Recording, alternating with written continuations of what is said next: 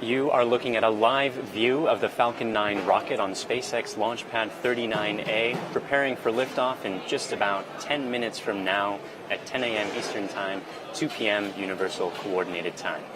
Welcome to the live webcast of the U.S. Air Force Orbital Test Vehicle 5 mission. I'm Michael Hammersley, a materials engineer in our electronics group, and today SpaceX is launching the U.S. Air Force's X-37B orbital test vehicle from historic Launch Pad 39A at the Kennedy Space Center in Florida. This will be the fifth launch of the X-37B and its first on a Falcon 9. The orbital test vehicle is an experimental program for a reliable, reusable, unmanned space test platform for the U.S. Air Force. The primary objectives of the orbital test vehicle are twofold: to demonstrate reusable spacecraft technologies for America's future in space, and to operate experiments which can be returned to and then examined on Earth.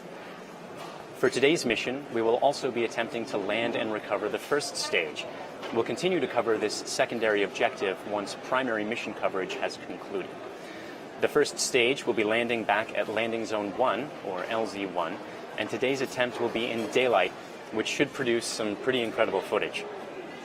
In the meantime, keep an eye on the countdown clock at the top right of your screen, and you can follow along with the major milestones using the timeline at the bottom of your screen.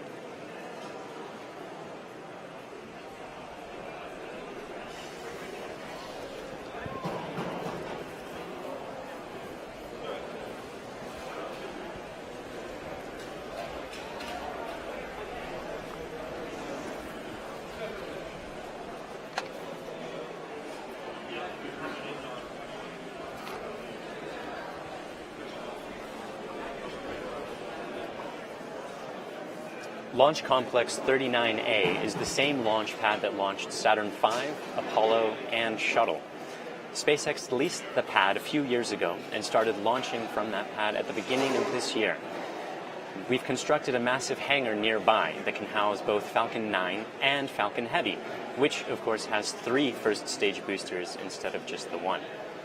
The vehicle was rolled out of the hangar and raised to vertical on the launch pad about 7 hours ago.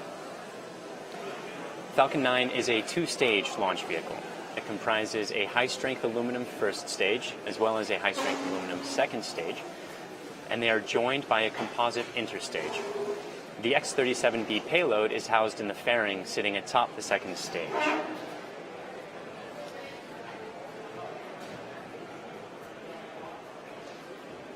And here you can see some footage of the X-37B inside the fairing after it was encapsulated as it's being moved to mate to the top of the second stage. The X-37B is a little plane that is standing upright, a space plane that is standing upright inside of that fairing.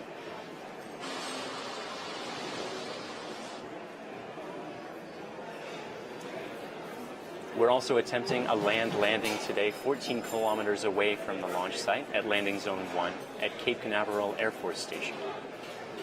Landing Zone 1 is a concrete pad 100 yards across. It's the length of a football field. The first successful landing at that pad was nearly 2 years ago when we delivered 11 Orbcom satellites to low Earth orbit. In total, we've had 15 successful landings, with the most recent occurring on August 24th of this year.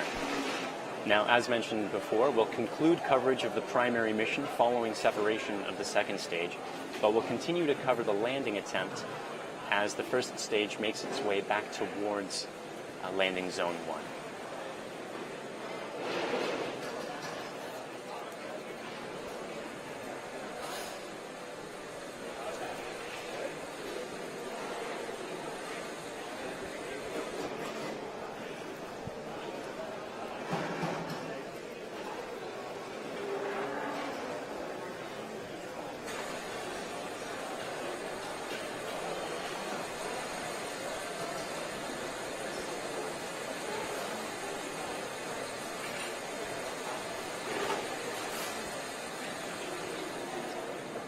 Quick status update on Falcon 9. The launch director conducted a go, no-go poll at T-minus 78 minutes, and everything is proceeding smoothly. Falcon 9 is still loading propellant. Fuel on both stages is complete. The fuel, of course, being liquid kerosene, or RP1, stands for Rocket Propellant 1, and oxidizer, which is our very cold densified liquid oxygen. First stage is about complete with liquid oxygen load. It's about 90-95%. Second stage is about 80%. The next major step is opening the pre-valve sitting between the stage 1 propellant tanks and the stage 1 engines in order to chill in the turbo pumps prior to ignition. And that's occurring right about now. Ground winds are looking very calm, and though we're watching some thick upper altitude cumulus clouds, at the moment we're still go for launch as far as weather's concerned.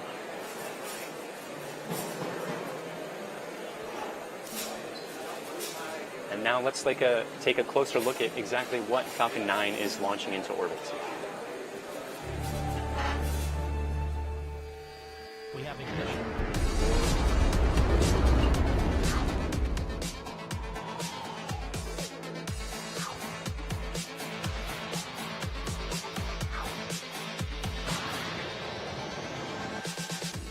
The X-37B Orbital Test Vehicle, or OTV, is the nation's first unmanned space plane. Managed by the U.S. Air Force Rapid Capabilities Office, the Boeing-built X-37B is a highly flexible testbed platform for a variety of on-orbit demonstrations. This reusable system allows hosted experiments to be returned, inspected, modified, and flown again at dramatically reduced cost. The X-37B testbed platform is unique because we can tailor our missions to specific user needs and return experiments back for post-flight inspection. The X-37B is designed to fly and test new technologies, reduce technical risk early in product design, and validate system performance. It has completed 4 successful flights, accumulating over 2,000 days of on-orbit demonstrations. The vehicle provides experiments with power, data, commanding, thermal, and attitude control. The X-37B has repeatedly achieved rapid experiment integration timelines, proving itself to be a responsive test platform. Leveraging the existing X-37B infrastructure and reusing the platform allows users to focus their investment on the experiment and developing new technologies. The Air Force Research Laboratory Hall Effect Thruster experiment highlights the value of this reusable spaceplane. This experiment, flown on OTV-4, validated performance enhancements that could only be tested in a space environment. Utilizing the X-37B enabled this complex experiment to be flown in less than 24 months. OTV-5 continues to advance the performance and flexibility of the X-37B as a space technology demonstrator. Today's launch of OTV-5 is the first flight of an X-37B on a SpaceX Falcon 9. The ability to launch the X-37B on multiple platforms will provide responsive and assured access to space. Following the OTV-4 landing in Florida, the program is consolidating launch, recovery, refurbishment, and experiment integration in the repurposed orbiter processing facility. This consolidation reduces processing time and positions the program to be even more responsive. The reliability, reusability, and responsiveness of the X-37B will fundamentally change how we perform future space missions. The X-37B, flying tomorrow's technologies today.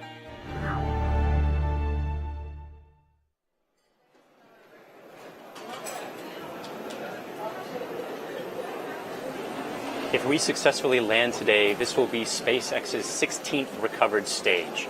The next mission using a flight-proven booster will be the EchoStar 105 SES-11 mission, scheduled to launch no earlier than October.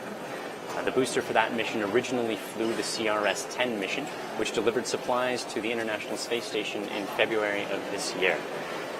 Reliability is one of the most important, reusability, is one of the most important steps in bringing down launch costs and improving access to space in furtherance of SpaceX's ultimate mission of getting to Mars.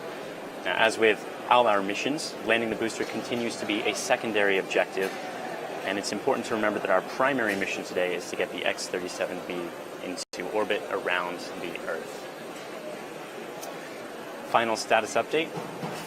Fuel is now fully loaded. The spacecraft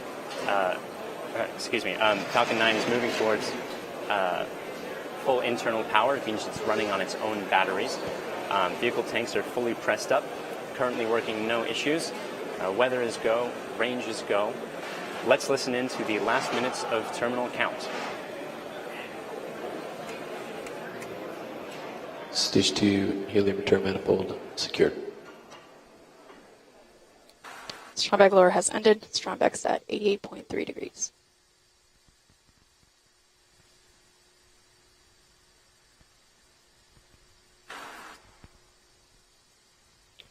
Stage 2 TBC motion nominal.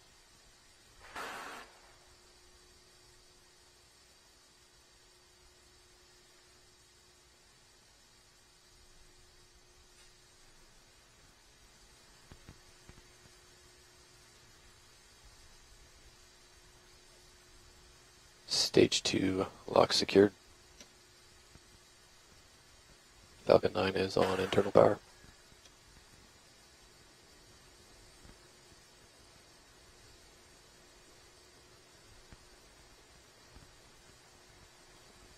Vehicles in self-align. Ground gas closeout is started.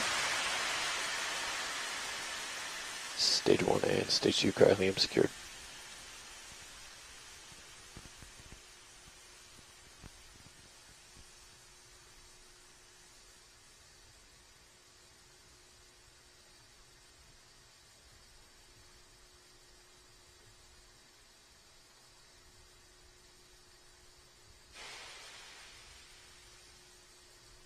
Gas closouts is complete. AFTS is ready for launch. Falcon 9 is in startup. Stage 1 and Stage 2 present for flight. LDS go for launch.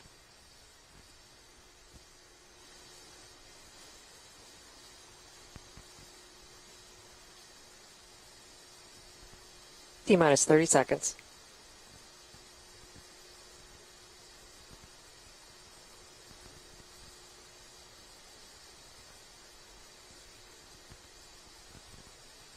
Stage 1 pressing 2 liftoff pressures. Falcon 9's configured T-minus for 15 flight. seconds. Stand by for terminal count.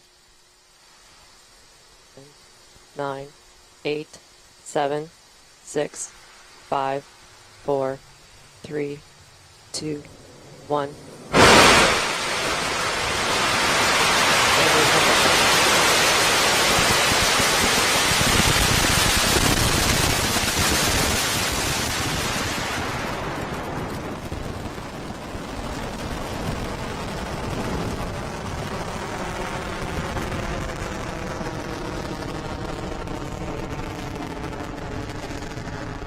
Stage 1 propulsion is nominal.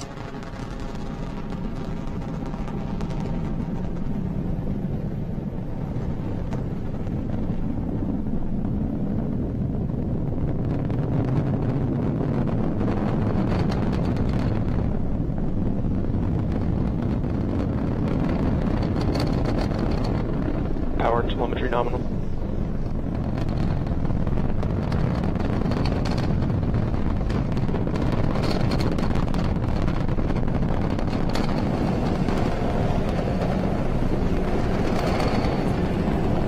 We've had successful liftoff of the Falcon 9. Look closely, we're about to move through supersonic. You may actually see the vapor cone that forms from the shockwave if we're lucky.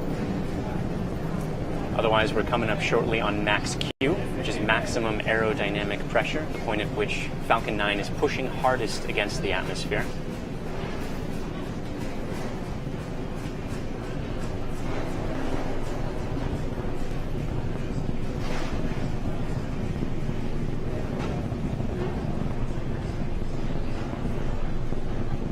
MVAC engine tells me going. And there you heard the MVAC engine chill, which prepares the second stage engine for ignition.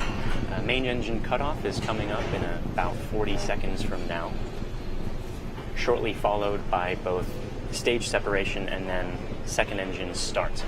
We'll be concluding coverage of the primary mission at that point.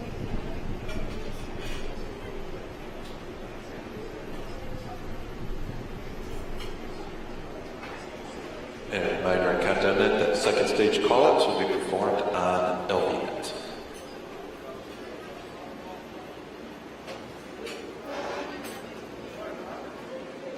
Watch for main engine cutoff coming up shortly. Miko. Stage separated. Stage separation confirmed.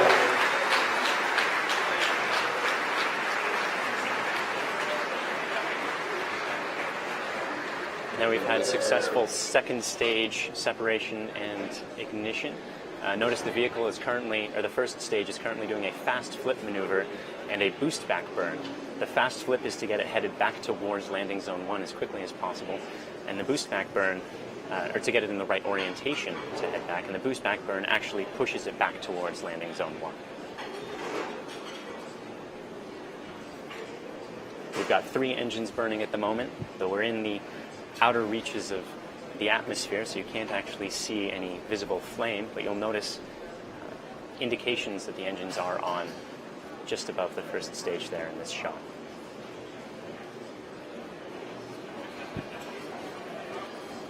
Stage 1 boost back burn shut down.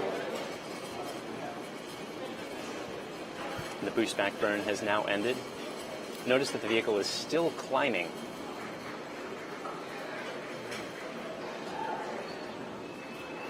There you saw the grid fins just opened up. These grid fins are recently moved to being made out of titanium, which is a much higher temperature material than aluminum, and that's better able to stand the high temperatures of re-entry.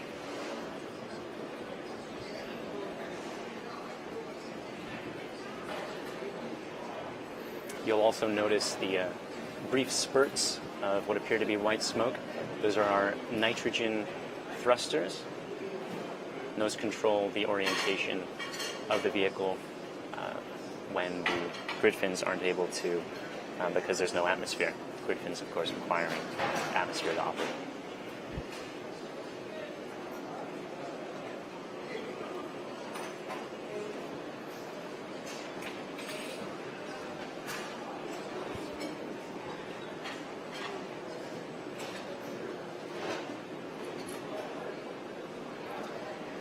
First stage continuing its parabolic arc, heading towards landing zone 1, starting to descend back towards Earth. We're still about a minute and a half or so away from the re-entry burn, which is going to slow the vehicle down to only a couple times the speed of sound before re-entering the atmosphere.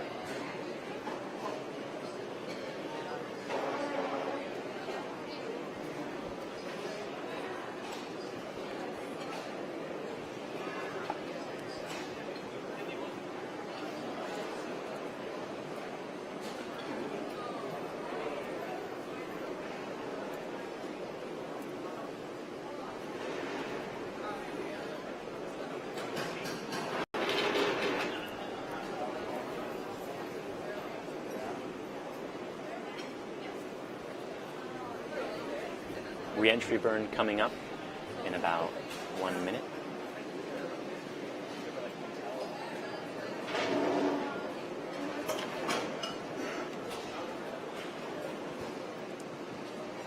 As you can see, the speed of the first stage is still rapidly increasing. The re-entry burn is going to slow that back down in order to keep those aerodynamic forces upon re-entry at a minimum.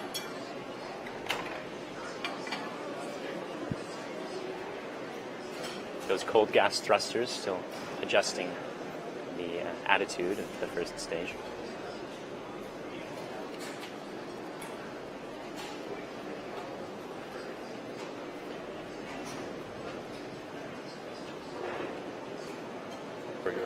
Entry startup.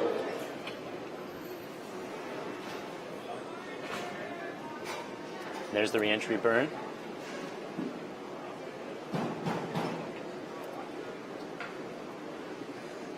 This will last for another 15 seconds or so, rapidly decreasing the entering velocity. Entry burn shut down. Successful conclusion of the re-entry burn. You can notice that's ground underneath Falcon 9 there, heading toward landing zone 1. We're about to slow back down through the speed of sound. You notice those vibrations as that is coming up. Stage 1 AFTS has saved.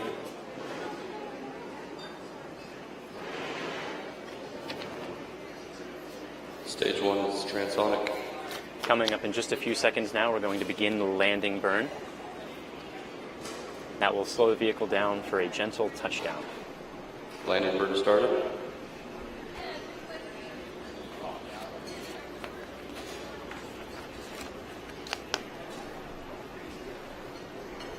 This is a single engine burn, which allows for more control. And there you can see it on the screen on your right there, descending through the clouds, headed towards the concrete pad.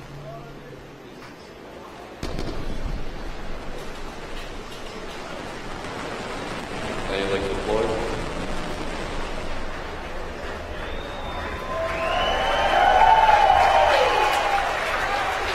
Falcon has successfully landed. Landing operators, please move to procedure 11.100 for section 3.